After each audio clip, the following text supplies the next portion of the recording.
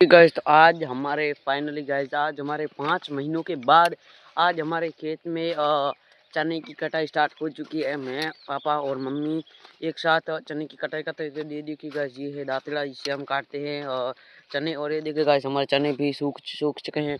और गाइस अब ये इस खेत के बाद दूसरे खेत के बारे में जो वहाँ पर था, उस खेत के वो खेत का नाम 3 कोने, क्योंकि उसमें 3 कोने, एक इधर एक उधर और एक इधर।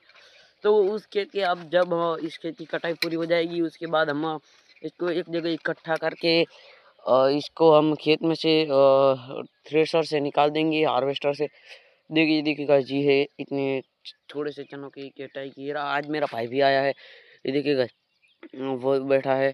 और गाइस कदाच हम दो भाई अब वही है इधर, और कदाच हम मेहनत हमारी रोज चलेगी, और मैं और मेरा भाई जब मेरी मम्मी के लिए बिग सरप्राइज रखेंगे, और हम अपनी नई गाड़ी लेने जाएंगे, और मेरा अच्छा सा बड़ा घर होगा, और मैं और मेरा भाई उसमें रहेंगे। और जब हमारी शादी होगी तब मेरा भाई मेरे ऊपर पैसे उड़ाएगा।